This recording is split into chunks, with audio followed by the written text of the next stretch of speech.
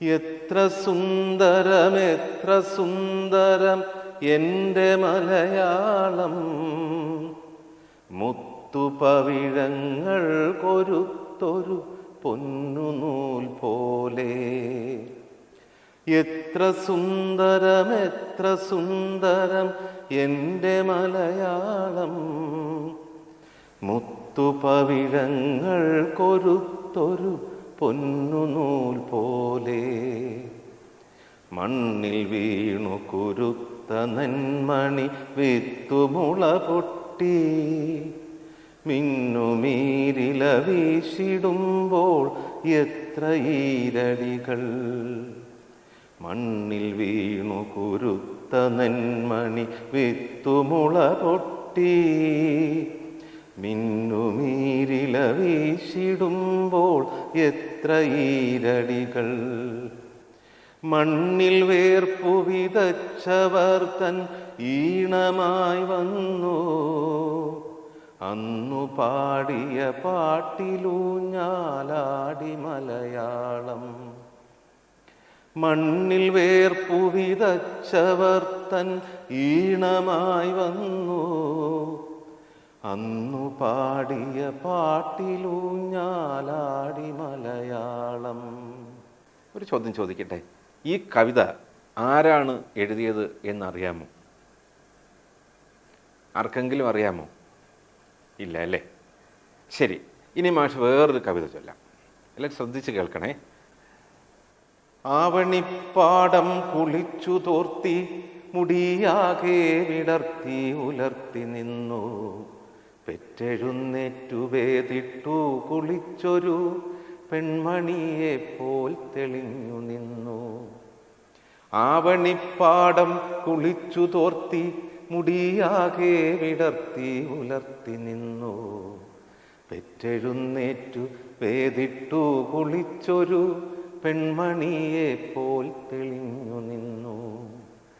ആയമ്മയെ കാണാനക്കരെ ഇക്കരെ ആ വഴി വഴിയാരു വന്നു, ഓരോരോ പായാരം തങ്ങളിൽ ചൊല്ലി ഓരായിരം കിളി ഒത്തുവന്നു, ഓരായിരം കിളി ഒത്തുവന്നു.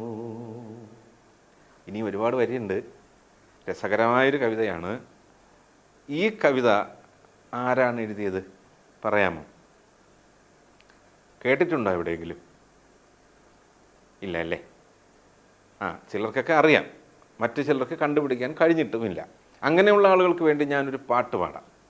പൊന്നരിവാളം വിളിയിൽ കണ്ണെറിയുന്നോളെ, ആ മരത്തിൻ പൂന്തണലിൽ പാടി നിൽക്കുന്നോളെ. ഒരുപാട് വരിയുള്ള വലിയൊരു പാട്ടാണ്. ഇപ്പോൾ ഒരുപാട് പേർക്ക് അത് മനസ്സിലായി. ഒരുപാട് മുതിർന്ന ആളുകളുടെ മുഖത്ത് നല്ല പുഞ്ചിരി വിടർന്നിട്ടുണ്ട്. കിട്ടിപ്പോയി എന്നാണ്. ഇനിയുണ്ട് കേട്ടോ, ധാരാളം പാട്ടുകൾ, ധാരാളം കവിതകൾ. ഒരു വട്ടം കൂടി എന്നോർമകൾ മേയുന്ന തിരുമുറ്റത്തെത്തുവാൻ മോഹം, തിരുമുറ്റത്തൊരു കോണിൽ നിൽക്കുന്നൊരാ നെല്ലി മരമൊന്നൊലുത്തുവാൻ മോഹം, മരമൊന്നൊലുത്തുവാൻ മോഹം.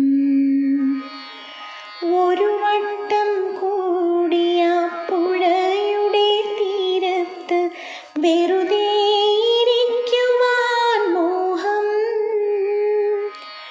വെറുതെ ഇരുന്നൊരു കുയിലിൻ്റെ പാട്ടു കേട്ടെതിർ പാട്ടു പാടുവാൻ മോഹം, എതിർ പാട്ടു പാടുവാൻ മോഹം. ഒരു മിന്നാമിനുങ്ങിൻ്റെ നുറുങ്ങുവെട്ടം, കിളിവാതിൽ പഴുതിലൂടൊഴുകി വന്നു, ആരാരുമറിയാത്തൊരാത്മാവിൻ തുടിപ്പു പോലാലോലം ആനന്ദ നൃത്തമാർന്നു.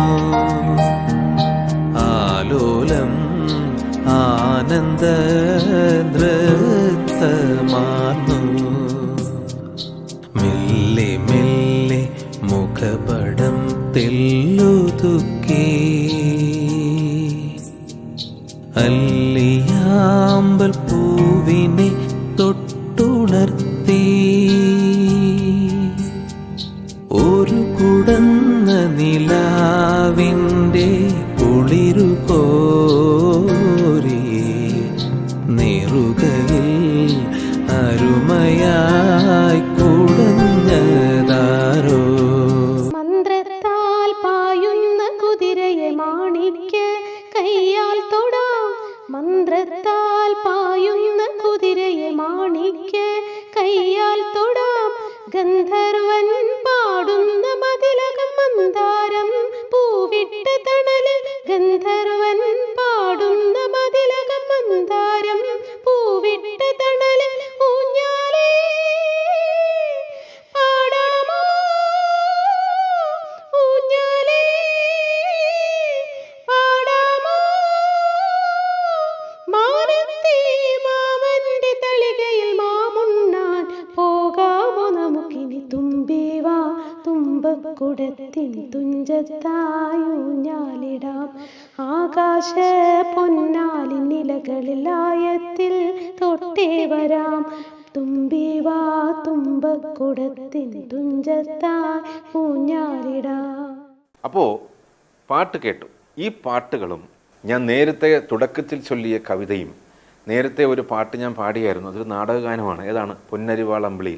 ഇതെല്ലാം എഴുതിയത് ഒരാളാണ്. ഈ ആള് നമുക്ക് ചിന്തിക്കാൻ പോലും കഴിയാത്തത്ര കവിതകളും നാടകഗാനങ്ങളും സിനിമാ ഗാനങ്ങളും ഒക്കെ എഴുതിയിട്ടുള്ള ആളാണ്. അദ്ദേഹത്തെക്കുറിച്ച് മറ്റു ചില വിവരങ്ങൾ ഇപ്പോൾ നിങ്ങൾക്ക് സ്ക്രീനിൽ കാണാം. നോക്കൂ, നമുക്കിപ്പോൾ കുറേ വിവരങ്ങൾ കിട്ടി ഇല്ലേ? നമ്മൾ കുറേ പാട്ടുകൾ കേട്ടു, കവിത കേട്ടു, ബോർഡിൽ നിന്ന് നമുക്ക് കുറേ വിവരങ്ങൾ കിട്ടി.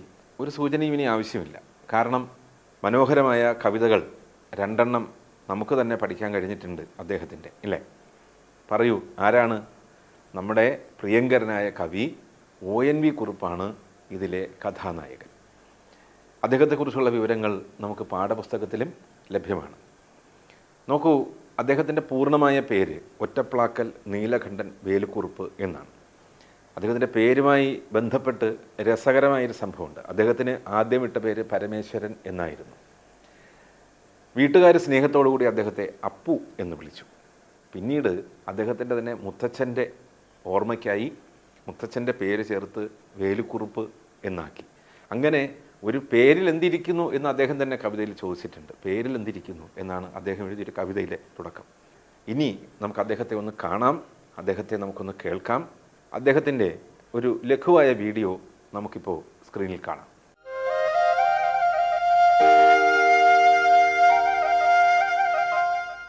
സ്വസ്തി ഹേ സൂര്യതേ സ്വസ്തി, സ്വസ്തി ഹേ സൂര്യതേ സ്വസ്തി. മറ്റുള്ളവർക്കായി സ്വയം കത്തിയെരിയുന്ന സുസ്നേഹമൂർത്തിയാം സൂര്യ, പറ്റാത്ത നിറവാർന്ന നിൻ തപ്തദീപ്തമാം അക്ഷയപാത്രത്തിൽ നിന്നുറന്നൊഴുകുന്നൊരിത്തിരി ചുടുപാൽ വെളിച്ചം കുടിച്ചിവിടെ ഈ ചെറിയ വട്ടത്തിൽ ഈ കൊച്ചു ഭൂമിയിൽ ജീവന്റെ ഉന്മത്ത നൃത്തം. സ്വസ്തി ഹേ സൂര്യതേ സ്വസ്തി, സ്വസ്തി ഹേ സൂര്യതേ സ്വസ്തി. ഇത് സൂര്യഗീതമാണ്. സൂര്യഗീതത്തിൻ്റെ ആദ്യത്തെ ചില വരികളാണ് ഞാൻ ഈ ചൊല്ലിയത്. ഇത് എഴുതാൻ കാരണം ഇതിനു മുൻപ് ഭൂമിക്കൊരു ചരമഗീതം എന്നൊരു കവിത എഴുതി. ഭൂമി മരിക്കണം എന്നാഗ്രഹിച്ചിട്ടോ മരിക്കും എന്ന് സങ്കല്പിച്ചിട്ടോ അല്ല, നേരെ മറിച്ച് ഈ ഭൂമിയെ നമ്മൾ അല്പാൽപമായി കൊന്നുകൊണ്ടിരിക്കുകയാണ് എന്ന ദുഃഖസത്യം വായനക്കാരുടെ ഹൃദയത്തിൽ ഒരു ആഘാതമേൽപ്പിക്കുമാറ് ഞാൻ അങ്ങനെ പറഞ്ഞു പോയതാണ്. ഭൂമിക്കൊരു ചരമഗീതം എഴുതിപ്പോയതാണ്. പക്ഷേ ഒരറം പറ്റാതിരിക്കാൻ വേണ്ടി അത് ചൊല്ലിക്കഴിയുമ്പോൾ ഞാൻ മനസ്സിൽ പ്രാർത്ഥിക്കാറുണ്ട്, ഭൂമി നിത്യസുമംഗലിയായിരിക്കട്ടെ, ഭൂമിയിൽ ജീവൻ്റെ സൗന്ദര്യത്തിൻ്റെ ഈ ലാവണ്യ ഗംഗ എന്നുമെന്ന് ഒഴുകട്ടെ എന്ന്. അപ്പോൾ എനിക്ക് തോന്നി ഈ ഭൂമിയെ ജീവിപ്പിക്കുന്നത്, ഭൂമിയിലെ ജീവൻ്റെ ഉന്മത്ത നൃത്തത്തിന് മുഴുവൻ കാരണക്കാരനായിരിക്കുന്നത് സൂര്യനാണ്. ആ സൂര്യനൊരു സങ്കീർത്തനം, a hymn to the sun, അതും കൂടി ആകാമെന്ന് തോന്നി. അങ്ങനെയാണ് ഈ സൂര്യഗീതം എഴുതിയത്.